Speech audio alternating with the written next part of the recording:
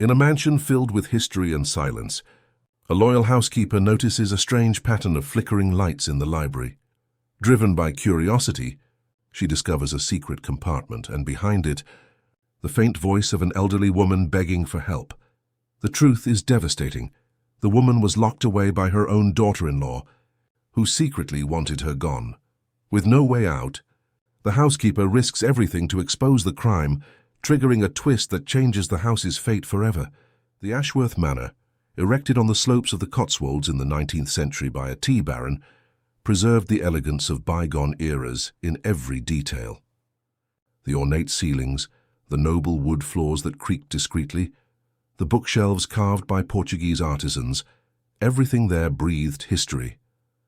And no one knew that mansion like Zoe Oliver, the housekeeper, who had dedicated 19 years of her life to that traditional Oxfordshire family. At 53, Zoe possessed a keen intuition and watchful eyes that let nothing pass. Of humble origin, born in the heart of the Midlands, she had earned her employer's respect through competence and discretion. Although her status as an employee was never forgotten, especially by her current employer, Martha Ashworth, Zoe held a special affection for Mrs. Eleanor, the 84-year-old matriarch, mother of Edward Ashworth. On that rainy May afternoon, while organizing books in the imposing library, Zoe noticed something strange. The lights of the old Art Deco lamp flickered 3 times in a row, then twice, then 3 again. The pattern caught her attention. It wasn't the first time it had happened. The previous night, around 10 o'clock, the same phenomenon had occurred as she passed through the hallway. Another problem with the old wiring, she initially thought.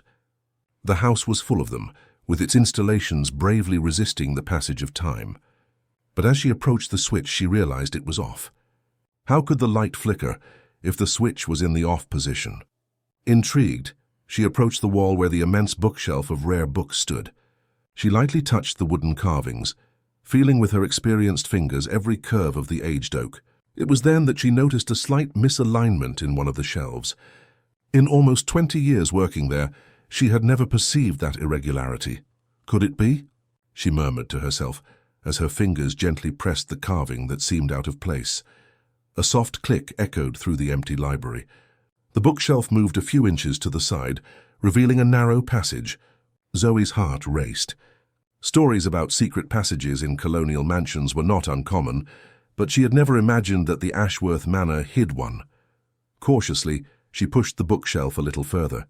The opening was enough for a person to pass through. On the other side, she glimpsed a dark and narrow corridor. She hesitated for a moment, but her curiosity got the better of her. She took her phone from her apron pocket and activated the flashlight. The air inside the passage was stuffy, smelling of mold and neglect. She advanced a few meters until she came across a metal door with a modern, clearly recent padlock, clashing with the old construction. She drew closer and pressed her ear against the cold surface. That's when she heard it. Faint, almost imperceptible, a sound of rhythmic tapping. Then a fragile, trembling voice, but one she would recognize anywhere. "Is anyone there? Please, water." Zoe felt the blood freeze in her veins. That voice, it was Mrs. Eleanor, the same lady who, according to Martha, had been admitted to a specialized clinic in Cheltenham almost a month ago due to health complications. "Mrs. Eleanor?" "It's Zoe." "Are you all right?" "Zoe, thank God. Help me, my dear. I've been here for days. No medicine. Little water." The housekeeper couldn't believe what she was hearing. The matriarch of the Ashworth family was there, locked in a secret room in her own house. How was this possible? Who could have done such a thing? "Hold on, Mrs. Eleanor. I'm going to get you out of there." Desperate, Zoe tried to force the padlock in vain. She needed tools, or better yet, the key, and she needed to be quick. Mrs. Eleanor's condition sounded critical from the tone of her voice. "Who did this to you?" There was an agonizing pause before the answer. "Martha." She said I was getting in the way. That the house would be hers when Edward... "Water, please." The voice grew weaker. Zoe felt a mixture of dread and outrage. Martha, her daughter-in-law, had locked her own mother-in-law in that place. But why? Without time to fully process the situation, Zoe heard footsteps approaching the library. Quickly, she moved away from the secret door, pushed the bookshelf back into its original position, and grabbed a feather duster, pretending to clean the books. Martha entered the library with her usual air of superiority, tall, always impeccably dressed and made up. She was the opposite of Zoe's simplicity. At 43, she maintained a cold and calculated beauty. Not finished in here yet? It's already past 5. I'm almost done, Mrs. Ashworth, just a few more minutes. Martha looked around as if searching for something out of place. Were the lights flickering again? I saw it from the garden. Zoe's heart pounded, but she kept her expression neutral. Yes, ma'am. The old wiring. I'll ask Mr. Anthony to take a look tomorrow. Martha fixed her eyes on Zoe's as if she could read her thoughts. You seem nervous, Zoe. Is something wrong? No, ma'am. Just tired. This week has been busy with the preparations for Saturday's dinner party. Martha continued to observe her for a few seconds until her cell phone rang. She answered quickly and moved away into the hallway. Zoe took the opportunity to take a deep breath, trying to organize her thoughts. She had to act, but how? Edward was in London on business and would only be back in 2 days. When Martha returned, her expression had changed. A tense smile formed on her thin lips. Zoe, I've been thinking, how long have you been working without a break? 2 years without a holiday? Almost 3, ma'am. But I'm fine, don't worry. No. This can't continue. You need to rest. In fact, I insist you take a holiday immediately. Starting tomorrow. Zoe felt a chill run down her spine. But Mrs. Ashworth, what about the dinner on Saturday? Mr. Edward returns on Friday and I can handle everything. I've already hired a temporary team. You deserve a rest. The tone brooked no argument. Zoe understood the message. Martha wanted her away from there. Had she noticed something? Suspected that Zoe had discovered her secret? As you wish, ma'am. Ty can finish the week and... Tomorrow, Zoe, no discussion. And before you go, leave the library keys with me. I'm going to do some reorganizing of the books and I don't want anyone coming in here. At that moment, Zoe was certain. Martha knew she had discovered something. And now she was trying to get her away to buy time. Time for what? What was she planning to do with Mrs. Eleanor? With a heavy heart, she assented submissively. But as she watched Martha leave the library, a determination grew within her. She would not abandon Mrs. Eleanor. Somehow, she would find a way to help her, even if it meant confronting Martha Ashworth and all the consequences that would follow. If this story interested you, don't forget to subscribe to our channel and tell us what city you're watching from. Continuing. The night came slowly and agonizingly for Zoe. Lying in her simple room in the service area of the manor, she couldn't sleep. The image of the locked door and Mrs. Eleanor's weak voice begging for water wouldn't leave her mind. She looked at the clock, 2 in the morning. The house was silent. She got up, resolute. She couldn't wait until dawn. If Martha intended to send her away the next morning, this would be her last chance to help the Ashworth matriarch. With silent steps, Zoe crossed the corridor leading to the main wing of the manor. She knew every creaking floorboard, every dark corner of that great house. She wore only a simple nightgown covered by a cotton robe, and her slippers muffled her steps. As she passed the master suite, she noticed the door was ajar. Martha was sleeping soundly, thanks to the pills she took every night to maintain her beauty sleep, as she used to say. Zoe continued on her way to the library, mentally thanking her lucky stars that Martha hadn't changed the lock yet. The spare key she secretly kept in her room fit perfectly into the library door. Upon entering, the housekeeper turned on only the small lamp on the old desk, creating a faint circle of light that barely illuminated the room. She went directly to the bookshelf that hid the secret passage. The mechanism yielded easily to her touch, as if the bookshelf wanted to reveal the secret it held. With her phone's flashlight illuminating the way, Zoe walked down the narrow corridor to the metal door. The padlock was still there, impassable. "Mrs. Eleanor, are you awake?" she whispered, pressing her ear to the door. A faint groan answered from the other side. "Zoe, is that you?" "It's me, Mrs. Eleanor. I've come to help you." "Thank God, my dear. I thought no one would come." The old woman's voice was even weaker than before. Time was running out. "Mrs. Eleanor, do you know where the key to this padlock is?" "Martha, she keeps it in her room, in a little blue jewelry box." Zoe's stomach sank. She would have to go back to Martha's room and look for the key while her employer slept. The risk was enormous, but there was no alternative. "I'll get the key, Mrs. Eleanor. Can you hold on a little longer?" "I promise I'll be right back." Zoe, be careful. She has... A nurse hired, Raphael! The housekeeper shuddered.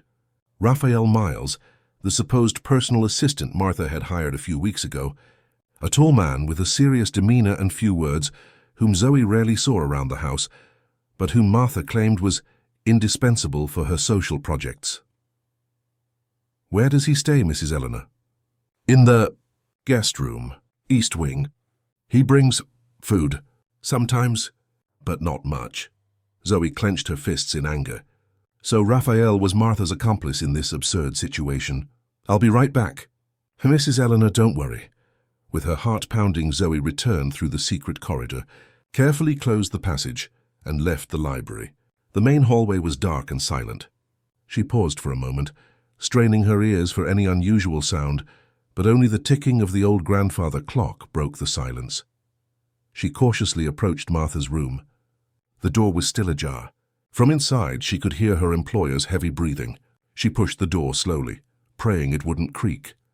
The luxurious room was in semi-darkness, illuminated only by the faint light coming from the slightly open window.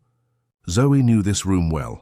The king-size bed, the marble nightstand, the immense walk-in closet, and the antique dressing table that had belonged to Edward's grandmother. It was on this dressing table that Martha kept her jewelry. With cautious steps, Zoe approached the dressing table. In the top drawer, she found several jewelry boxes, but none were blue. Her heart raced when Martha moved in the bed, muttering something incomprehensible. She stood motionless for a few seconds, until she was sure her employer was still asleep. She continued her silent search, opening the lower drawers one by one. In the last one, hidden under silk scarves, she found a small turquoise blue box. Opening it, she saw not just one but several small keys, all similar. Which one? She thought, distressed. There was no time to test each one. She decided to take the entire box and return it later. As she was about to close the drawer, she heard a noise from the hallway. Footsteps. Someone was approaching. Quickly, she closed the drawer and slipped behind the door, holding her breath. The footsteps stopped right in front of Martha's room. Zoe could see, through the crack in the door, Raphael's silhouette. The man remained motionless for a few moments, as if listening, then continued on his way. Only when the footsteps completely faded down the hall did Zoe allow herself to breathe again. It was clear that Raphael was making nightly rounds. She would have to be even more careful. She left Martha's room with the box of keys hidden in her robe pocket. The way back to the library seemed endless. Every shadow, every small noise amplified her anxiety. Finally, she reached the library door and entered, locking it from the inside. Without wasting time, she reactivated the bookshelf mechanism and returned to the secret passage. The air inside seemed even heavier and more suffocating. When she reached the metal door, she called out softly, "Mrs. Eleanor." "I brought the keys." No response came from the other side. Zoe felt panic rising. "Mrs. Eleanor, can you hear me?" After what seemed like an eternity, the weak voice replied, "I'm here, weak." With trembling hands, Zoe began testing the keys in the padlock. The third one fit perfectly, and the padlock opened with a click. She removed it and pushed the heavy door. The smell that came from inside the room was of dampness, mold, and neglect. She pointed her phone's flashlight, and what she saw broke her heart. A small, windowless space, with only a thin mattress on the floor, a bucket in a corner, and a few empty water bottles scattered around. And there, lying on the mattress, was Mrs. Eleanor Ashworth, the elegant lady who had once reigned over that manor. Her frail body seemed even smaller, lost in a wrinkled flannel nightgown. Her white hair, once always perfectly arranged in a bun, was disheveled. Her face, marked by deep dark circles, was pale and gaunt. "Good heavens," Zoe whispered, kneeling beside the old woman. "What have they done to you?" Mrs. Eleanor raised a trembling hand and held Zoe's arm. "Martha," she told me, "I was in the way. That the house would be hers when Edward got tired of me. That I would be declared incompetent. I'm getting you out of here right now," Zoe said, determined. She tried to help Mrs. Eleanor get up, but the old woman was too weak to stand. Zoe realized she would need help to get her out of there. "Mrs. Eleanor, I'm going to get you some water and food. And then I'm going to call Mr. Edward. He needs to know what's happening." "No, Raphael will intercept any call." "You're right," Zoe agreed. But I need to think of something. Mrs. Ashworth wants to send me away tomorrow." Mrs. Eleanor squeezed Zoe's hand with surprising strength. "My son is in London. The Savoy Hotel." "Presidential suite," Zoe nodded. She knew her employer's habits well. "Whenever he went to London, he stayed at the same hotel. I'll find a way to talk to him.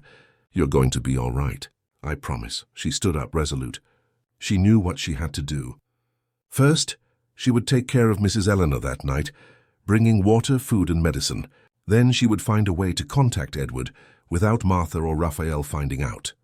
What Zoe didn't know was that, as she was formulating her plan, Raphael Miles, standing silently in the library corridor, heard the faint noise of her movements on the other side of the bookshelf, and that, at that very moment, he was sending a message to Martha. "We have a problem."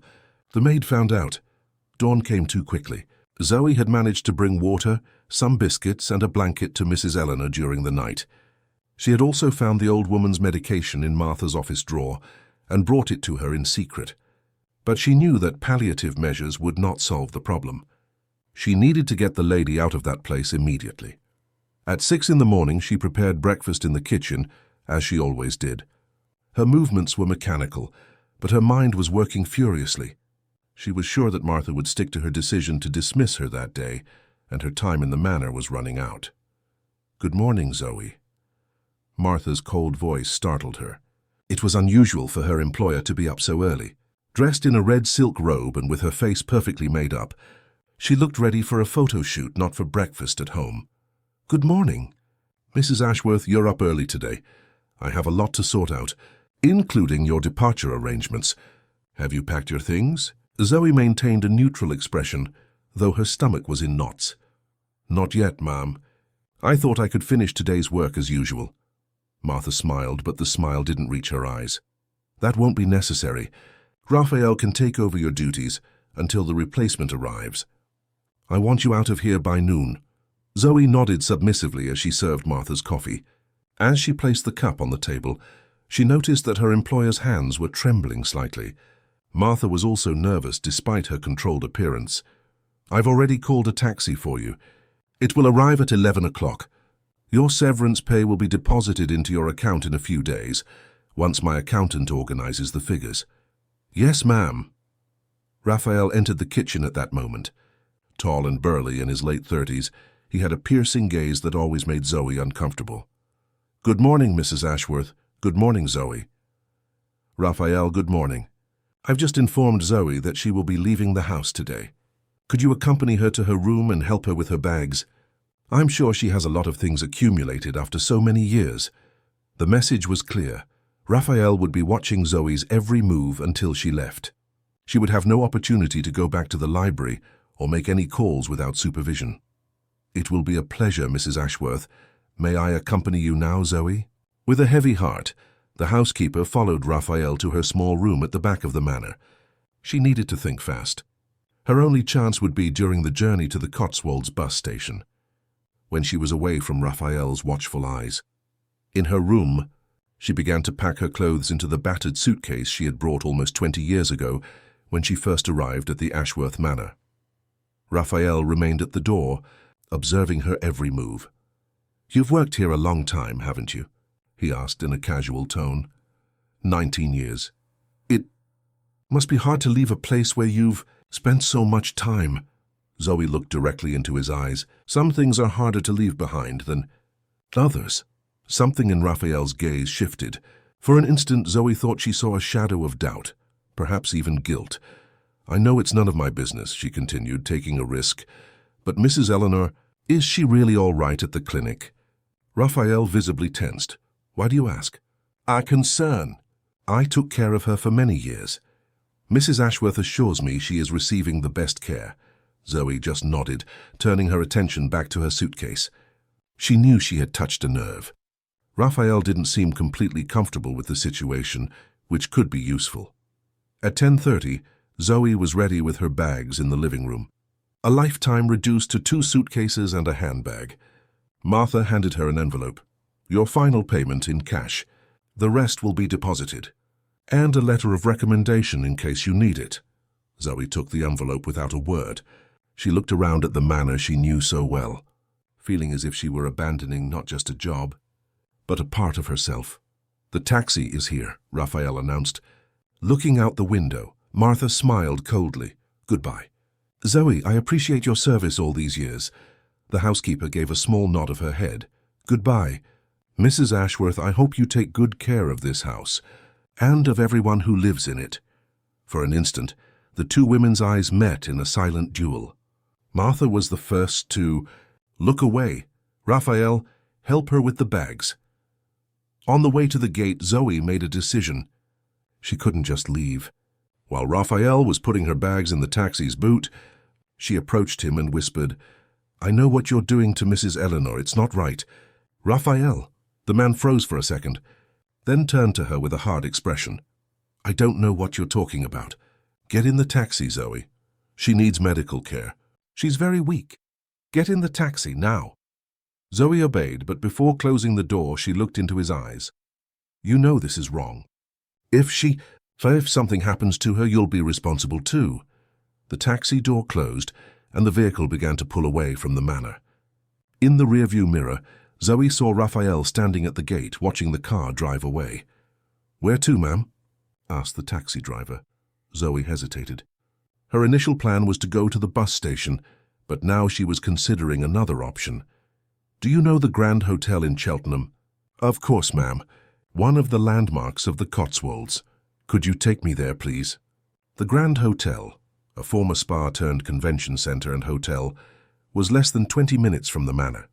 Zoe knew that from there she could make a secure call to London, to Edward Ashworth. During the journey, she watched the cobblestone streets and historic houses of the Cotswolds pass by the window. The town, nestled among the Cotswold Hills, usually brought her a sense of peace. But not today. Her mind was busy formulating what she would say to Edward. The taxi stopped at the majestic entrance of the Grand Hotel. Zoe paid the fare, left her bags with the concierge, and headed to the main lobby. She looked for a public telephone but couldn't find one. Times had changed. She would have to use a hotel phone. At the reception, a young attendant smiled cordially. "Good morning, madam. How may I help you?" "I need to make an urgent long-distance call. Is it possible to use a hotel phone?" "I can pay for the call." "Of course, madam. You can use the phone here at the desk." Zoe thanked her and dialed the number for the Savoy Hotel in London. After a few minutes of explaining the urgency of the situation, she managed to be transferred to Edward Ashworth's suite. Her employer's familiar voice answered after 3 rings. "Hello?" "Mr. Edward?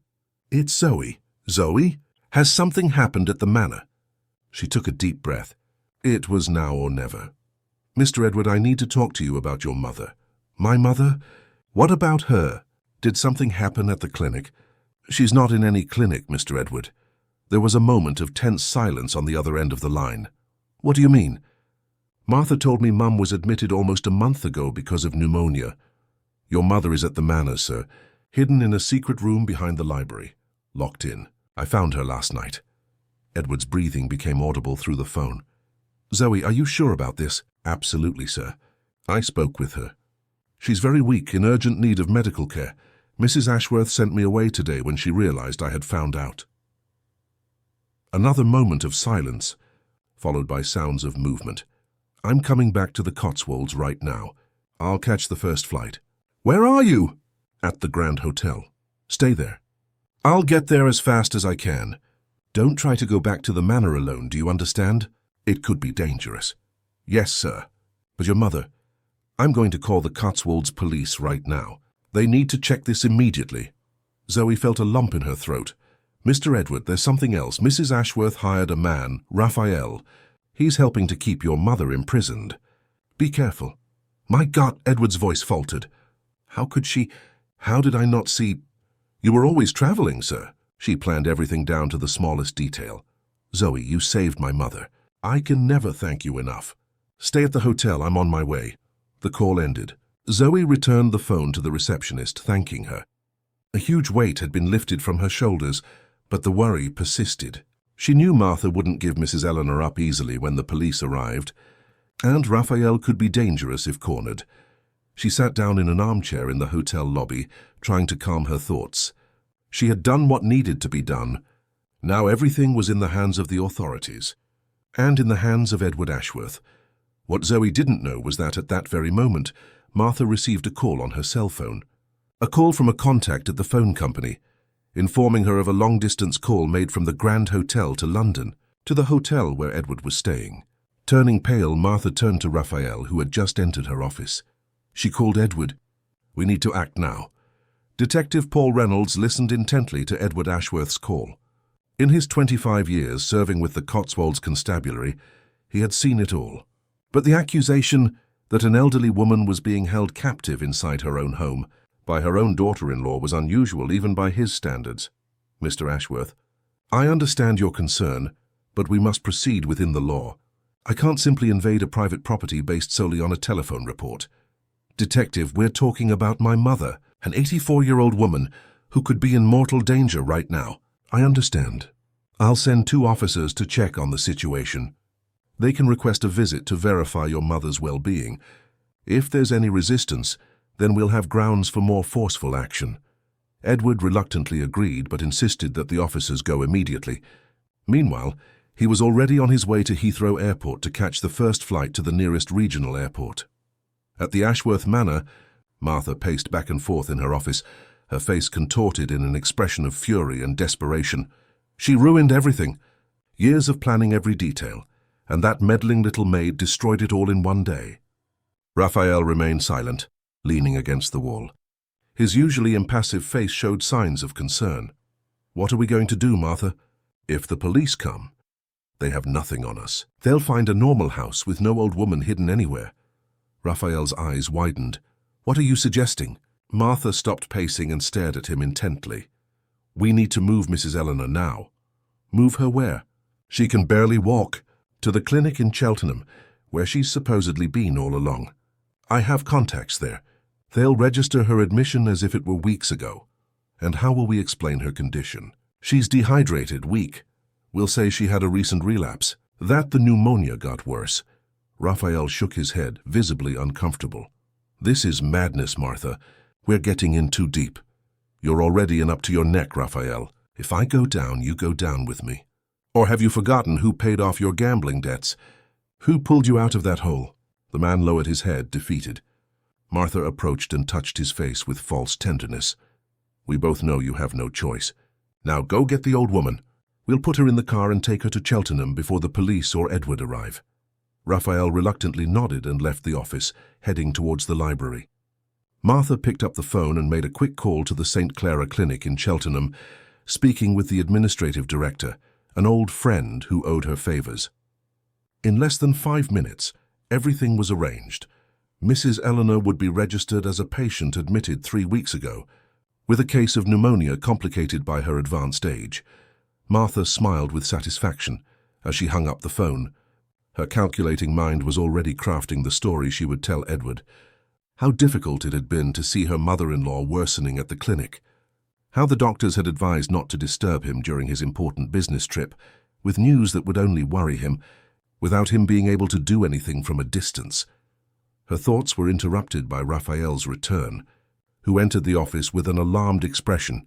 "She's not there!" "The secret compartment is empty." Martha felt the blood drain from her face. "What do you mean she's not there? Where could she be?" "I don't know." The door was open, the padlock removed. "She's just gone." That wretched maid. She must have gotten the old woman out before she left. Impossible. I was with her the entire time, right up to the taxi. There's no way she could have transported Mrs. Eleanor. The lady can barely stand. Martha began pacing in circles again, her brain working furiously. Someone else must know about the compartment. Someone helped Zoe. At that moment, the manor's doorbell rang. Raphael and Martha exchanged apprehensive glances. "Go see who it is," she ordered. "And remember, Mrs. Eleanor has been at the clinic for 3 weeks. You are just the personal assistant who helps me with my social projects."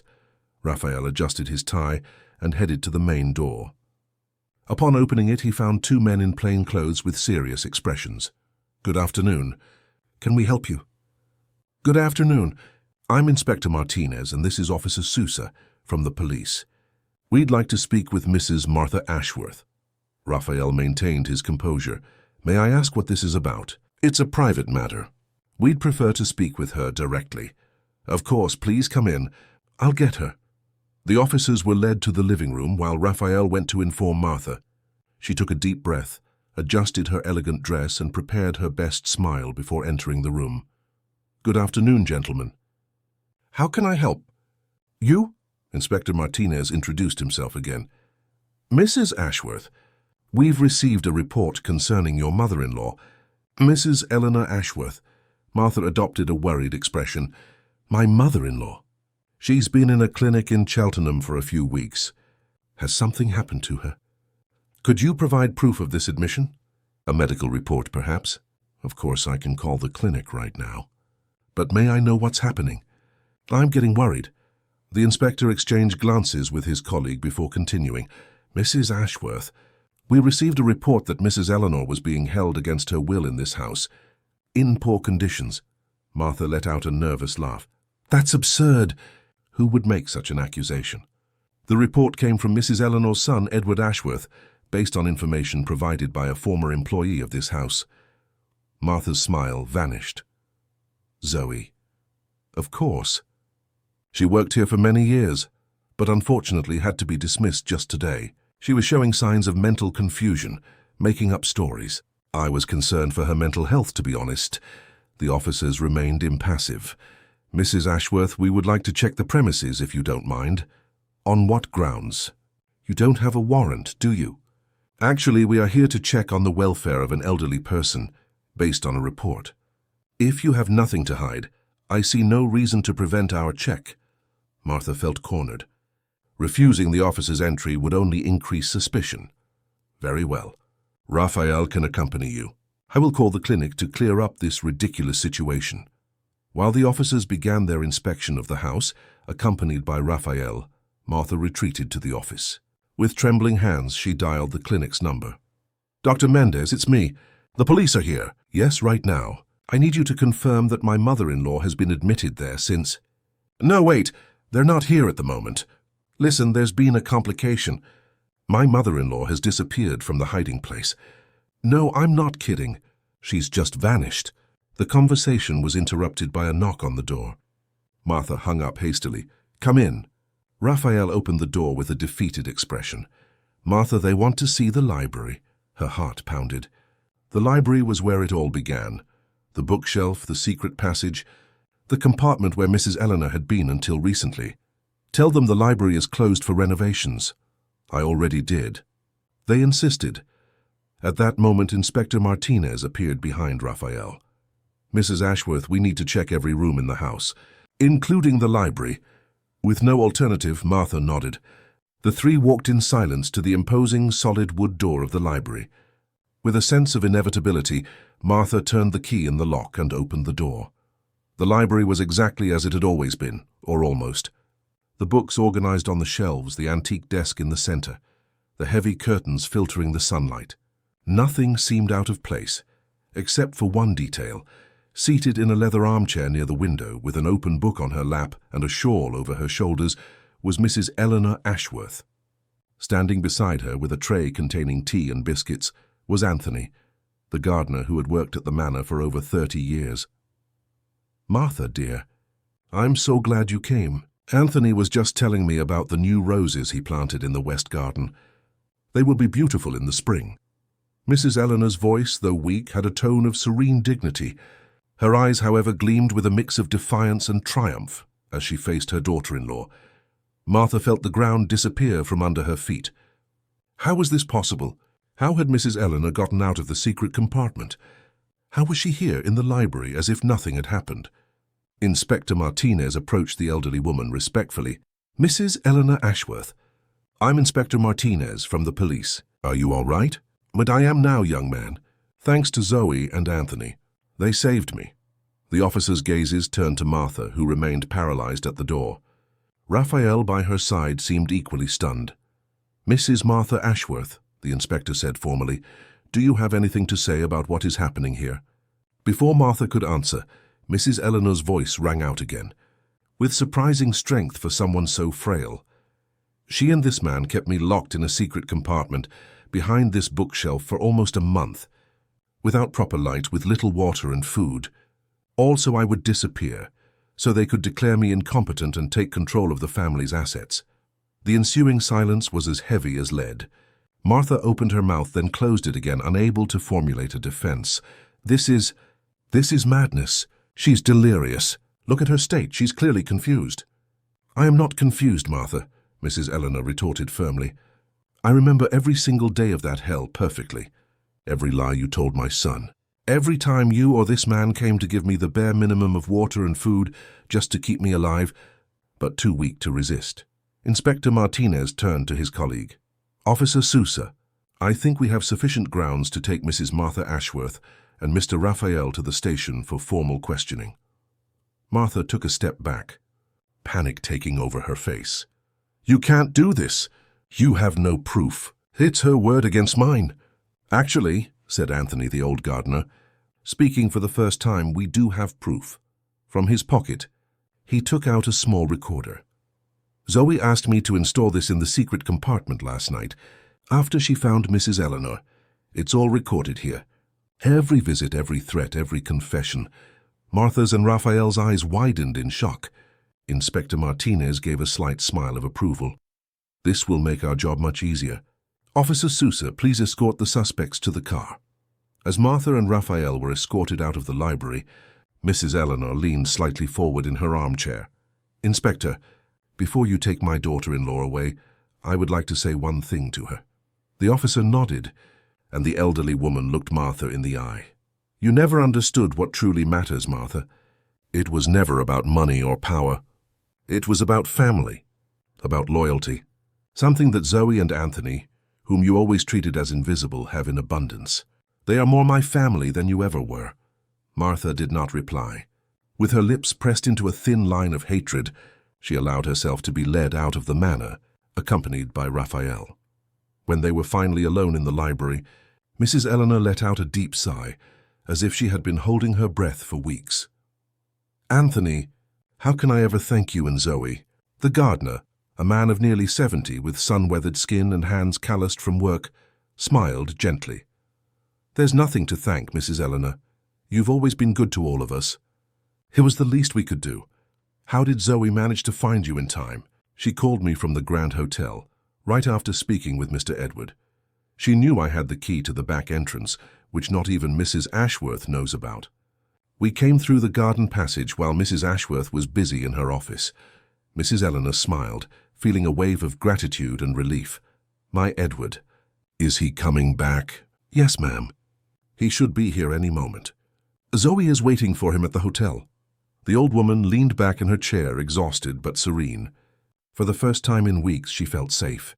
Justice had prevailed, and all thanks to the courage and loyalty of a housekeeper whom many would consider just another domestic employee. Anthony, when my son arrives, tell him I want Zoe back. Not as a housekeeper, but as a companion. She deserves so much more than we've given her all these years. The gardener nodded with a smile of approval. I'm sure Mr. Edward will agree, Mrs. Eleanor. Now, get some rest. You've had some difficult days.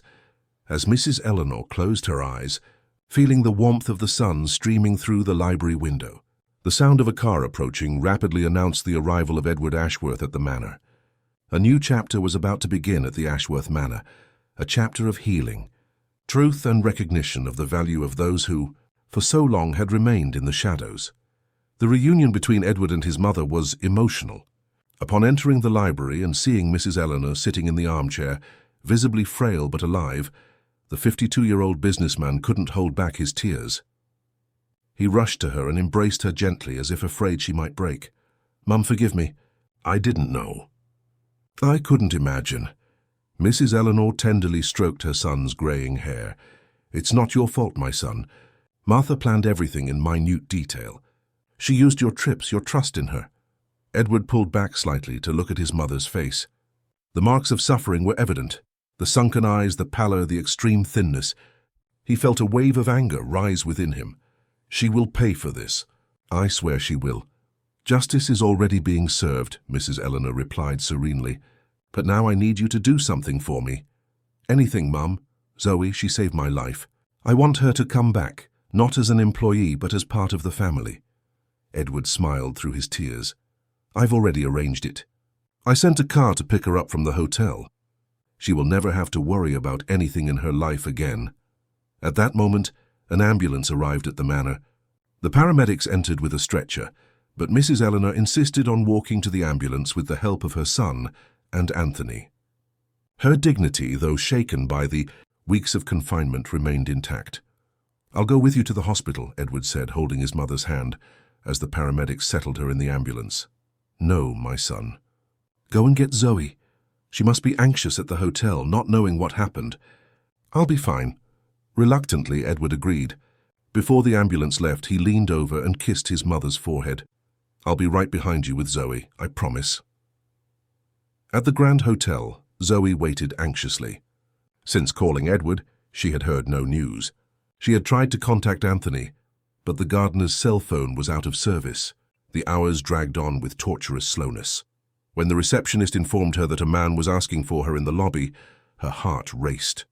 Upon seeing Edward Ashworth walking towards her, with an expression that mixed gratitude and emotion, she knew immediately that everything had turned out all right. "Mr. Edward, your mother. She's on her way to the hospital. Thanks to you, Zoe." Before she could say anything, Edward surprised her with a tight hug, a gesture she had never imagined receiving from her employer, always so formal and distant. "You saved my mother's life. How can I thank you?" Zoe, unaccustomed to being the center of attention, felt her cheeks flush.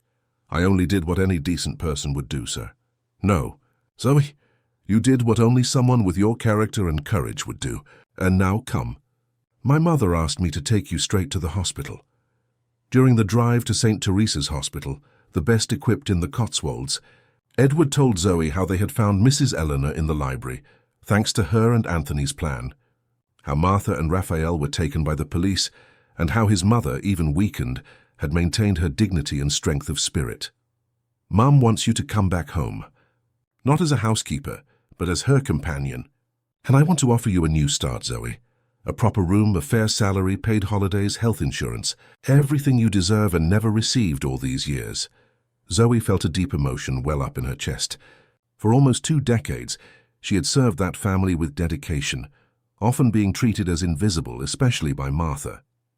Now she was finally being recognized not just as an employee, but as someone important. "I gratefully accept, Mr. Edward. Your mother is like family to me." They arrived at the hospital to find Mrs. Eleanor already being attended to by a medical team. The initial diagnosis confirmed what they already suspected: severe dehydration, malnutrition, anemia, and the onset of pneumonia due to the dampness of the room where she had been confined. The doctors assured them, however, that with proper care she would make a full recovery. In the weeks that followed, the Ashworth Manor underwent a transformation not just physically, but also emotionally. Edward, deeply shaken by what had happened, rethought his priorities. He reduced his business trips, delegated more responsibilities to the directors of his companies, and began to dedicate more time to his mother and the reorganization of the house. The divorce proceedings from Martha were initiated immediately. The police investigation revealed that she had planned Mrs. Eleanor's confinement for months, including the strategic hiring of Raphael, who was not a nurse, but a former security guard with gambling debts that made him vulnerable to manipulation. The goal was to have Mrs. Eleanor declared mentally incompetent, or eventually to fake a disappearance, declaring her deceased after some time. All to gain control of the family properties, which were largely in the matriarch's name. The library, the place that had triggered the whole story, was completely renovated. The secret passage and the compartment where Mrs. Eleanor had been imprisoned were transformed into a large living area, with large windows that let in abundant sunlight. Edward made a point of hiring the best interior designer in the Cotswolds for the project, following his mother's preferences. Zoe, as promised, received a new status in the house. Her old room at the back was converted into a storage room, and she moved into a comfortable suite near Mrs. Eleanor's room. Her role evolved from housekeeper to lady's companion, and more importantly, friend and confidant to the matriarch. On a sunny afternoon in September, 4 months after the rescue, Mrs. Eleanor was sitting in her new living area, watching the garden through the large windows. Physically recovered, She had regained weight, color, and vitality. Zoe entered carrying a tray with tea and the cinnamon biscuits the old lady loved so much. "How are you feeling today, Mrs. Eleanor?" The matriarch smiled, a genuine smile that lit up her eyes. "Better than I have in years, my dear. You know, sometimes I think I had to go through that nightmare to finally see who really cares about me." Zoe placed the tray on the table and sat down beside the old lady. "You didn't deserve any of that. Perhaps not. But look what we gained afterwards. My son more present, you being finally recognized, this house coming back to life." It was true. In recent months, the manor that had once seemed like an elegant mausoleum under Martha's cold command had been transformed. Besides Zoe, Edward had invited Anthony, the gardener, to live in a renovated cottage on the property's grounds. And more recently, Zoe's younger sister, Josephine, a widow with 2 teenage children, had also moved into the manor, occupying another room in the family wing. The children brought new life to the old mansion. Peter, 15, and Louise, 13, filled the corridors with laughter and youthful energy. Mrs. Eleanor, who had never had grandchildren, found in Zoe's niece and nephew the joy she had always desired. "Mrs. Eleanor," Zoe began hesitantly, "I have something to tell you." "What is it, dear?" "Detective Reynolds called this morning. The trial for Mrs. Ashworth and Raphael has been set for the end of the month." The old lady sighed deeply. "That's to be expected." "Does Edward know?" "Yes, I spoke with him earlier. He said he would talk to you about it later." Mrs. Eleanor made a dismissive gesture with her hand. "I don't want my son to worry any more than he already is. This case has already caused enough suffering. You will have to testify, and I will do so with my head held high. Not for revenge, Zoe, but for justice, so that no other elderly person goes through what I went through." At that moment, Edward entered the room, accompanied by Peter and Louise, who were carrying colorful packages. "Mum, look what the children prepared for you." The young people approached shyly, extending the gifts. Louise, the more outgoing, explained, "It's a photo album, Mrs. Eleanor, with all the old photos we found in the house. And we also put in some new ones of you with us." Mrs. Eleanor opened the red leather-bound album and felt her eyes well up. There were photographs of her youth, of her wedding, of Edward's birth, happy moments from a long and rich life. And on the last pages, recent photos, her in the garden with Anthony, teaching Louise to embroider, watching a football match with Peter, celebrating her 85th birthday with the new extended family. "It's wonderful, children. Thank you." Peter, more reserved, offered his gift, a painting he had done himself, depicting the Ashworth Manor bathed in the afternoon sun, with all the new residents gathered in the garden. "Mrs. Eleanor, it's so you remember you'll never be alone again." The old lady couldn't hold back her tears this time. She extended her arms and hugged the 2 young people. "You are the best thing that has happened to this house in a very long time." Edward watched the scene with emotion. In a few short months, his life had been completely transformed. The unhappy marriage, the prolonged absences, the coldness that had settled in his family, all of that was behind him. In its place, a new family configuration was emerging, based not on blood ties or social conventions, but on genuine affection and loyalty. "Zoe," he called, "I forgot to tell you. Your transfer to the bank was finalized today. From now on, you have access to the account I opened in your name, with the amount we discussed." Zoe blushed again. She still wasn't used to being treated with such consideration. "Mr. Edward, that's too generous." "It's just justice, Zoe, and please, I've already asked you to call me Edward." Mrs. Eleanor smiled, observing the interaction. She had noticed in recent weeks the way her son looked at Zoe, not as an employer to an employee, but as a man to a woman. The housekeeper at 53 retained a natural beauty that was now blooming, being well cared for and valued. And Edward, at 52, finally free from a toxic marriage, seemed to be rediscovering feelings that had long been dormant. "Children," called Mrs. Eleanor, "why don't you go show Anthony the new game Edward bought for you? I'm sure he'd love to learn." Understanding the hint, the young people left the room, leaving the 3 adults alone. Mrs. Eleanor looked directly at her son and Zoe. "You 2 need to talk more. Without the presence of a meddling old woman like me." Edward and Zoe exchanged embarrassed glances, like teenagers caught by surprise. Mrs. Eleanor laughed, a hearty and genuine laugh. Oh, don't make those faces. Do you think I don't see what's happening here? I'm old, not blind. Mum, protested Edward, red as a beet. Mrs. Eleanor. Please, Zoe tried to intervene, equally embarrassed. The matriarch stood up with surprising agility for someone who, just a few months before, could barely stand. I'll leave you alone. I need to see how my roses are doing. Anthony promised they would be blooming this week. With a mischievous smile, she left the room, leaving Edward and Zoe in a silence charged with possibilities. Through the window, they saw her walking through the garden, leaning on a cane but with firm and determined steps. In the distance, Peter and Louise ran to help her, one on each side, forming a picture of pure tenderness. She's right, you know, Edward said finally. We really do need to talk more. Zoe nodded, feeling her heart race. A new journey was just beginning. A journey that neither of them could have foreseen a few months ago, but which now seemed as natural as the sun bathing the Ashworth Manor on that perfect September afternoon. The Cotswolds Crown Court was packed that October morning. The trial of Martha Ashworth and Raphael Miles had captured the attention of the entire town. It wasn't every day that members of the local high society found themselves involved in such a shocking case. Mrs. Eleanor entered the courtroom, supported by her son Edward on one side and Zoe on the other. She walked slowly, but with her head held high. She wore an elegant and discreet navy blue suit, her white hair impeccably arranged in a bun. Despite her advanced age and the trauma she had suffered, she radiated an impressive dignity. The weeks of preparation for this moment had been intense. The prosecutor, Mr. Charles Mendez, had gathered compelling evidence. Zoe's testimony, the recordings made by Anthony, the medical reports documenting Mrs. Eleanor's condition when she was rescued, and the confessions of employees from the clinic in Cheltenham who admitted to being bribed to falsify admission records. Martha, sitting next to her lawyer, looked like a shadow of the elegant and arrogant woman who had commanded the Ashworth Manor. Without access to her expensive creams and beauty treatments in prison, her appearance had deteriorated. Her eyes, once cold and calculating, now showed fear and despair.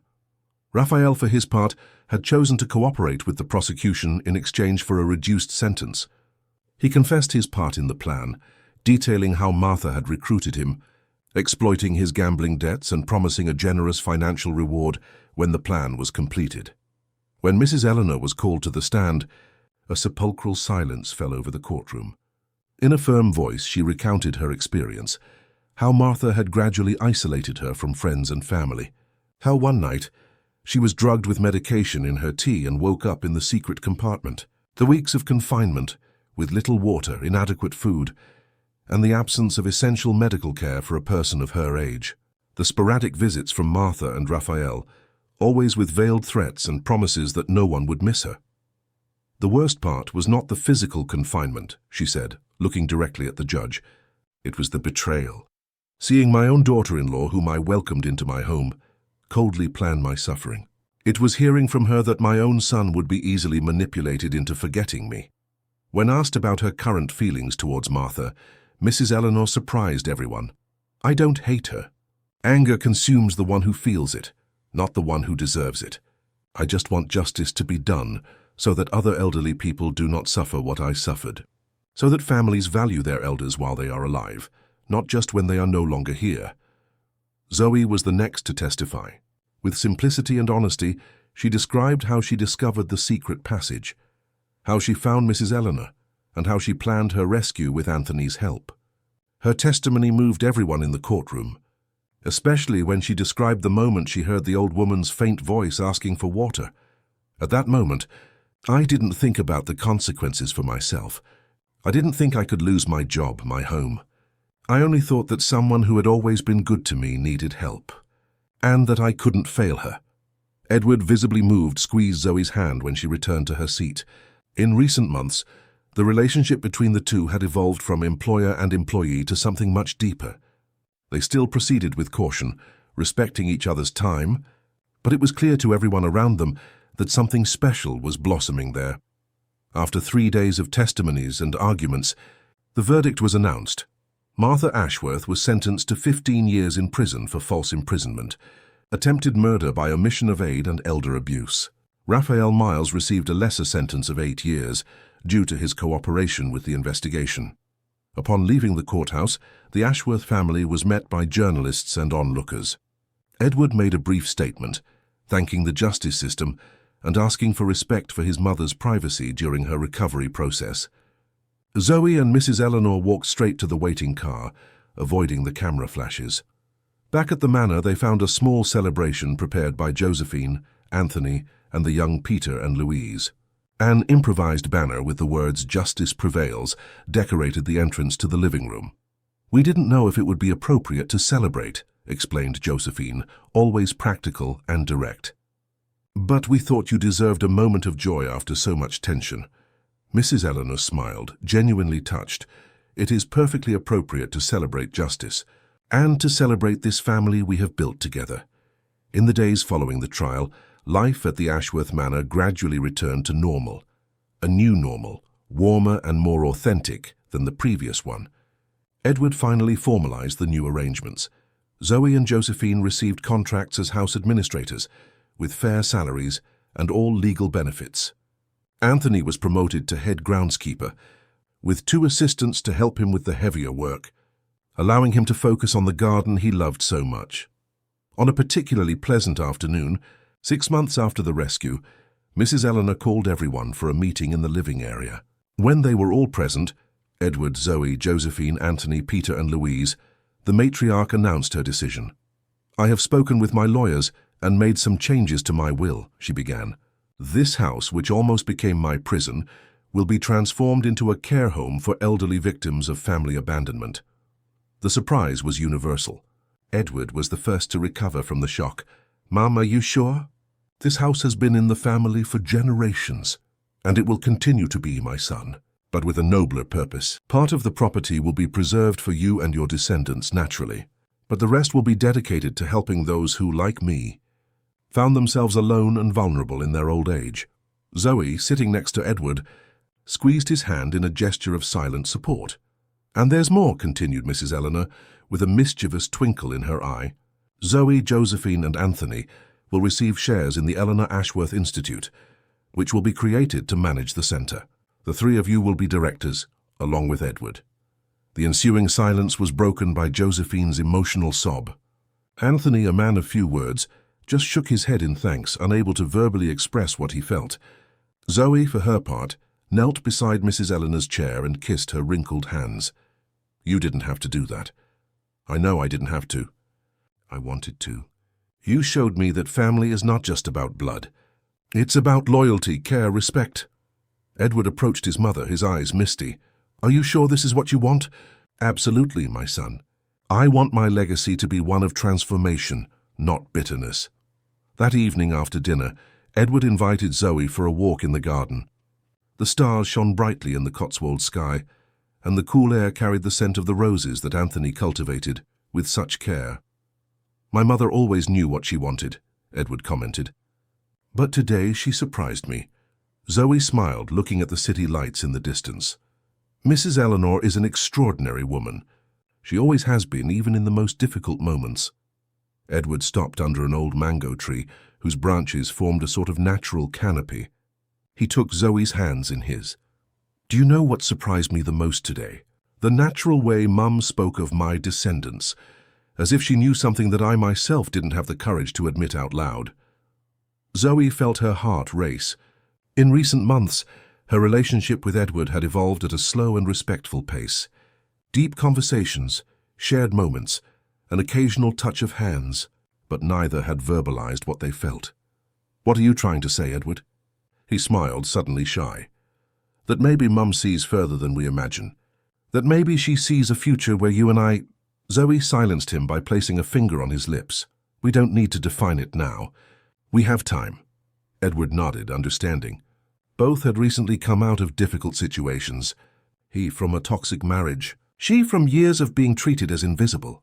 They needed this time to heal, to rediscover who they really were before embarking on a new journey together.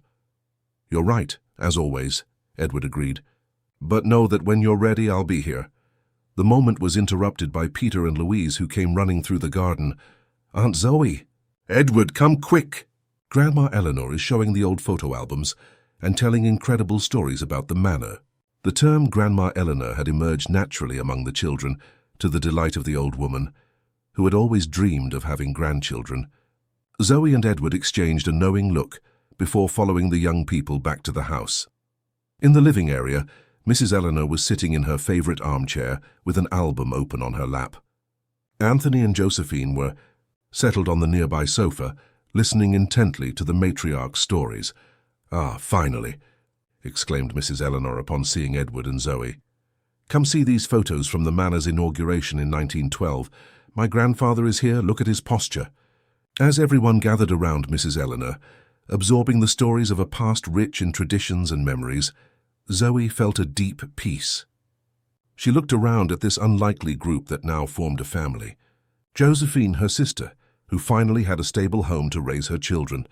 Anthony, the faithful gardener, whose knowledge and dedication were finally recognized. Peter and Louise, teenagers full of dreams and energy, who brought youth to that old house. Edward, a man in transformation rediscovering the meaning of family and love. And Mrs. Eleanor, the resilient matriarch, who had turned a traumatic experience into an opportunity to create something meaningful. At the entrance to the room, a small carved wooden plaque had recently been placed. On it one could read the words chosen by Mrs. Eleanor: "The Sunlight Room, in honor of the courage of those who did not stay silent." It was a constant reminder that, even in the darkest moments, truth and loyalty can light the way. Outside, the Cotswolds night embraced the Ashworth Manor with its starry cloak. The library lights, once used as a signal for help, now shone constant and welcoming. A new era had begun, an era of truth, justice, and above all, love. End of story, dear listeners. We hope the story of Zoe, Mrs. Eleanor, and the Ashworth Manor has deeply touched your hearts. This narrative reminds us that loyalty, courage, and truth can prevail even in the darkest of times, and that family is much more than blood ties. It's about who stands by our side when we need them most. If this story stirred emotions in you, don't keep it to yourself. Leave a like, subscribe to our channel, and share in the comments which moment touched your heart the most. Was it Zoe's courage? Mrs. Eleanor's resilience?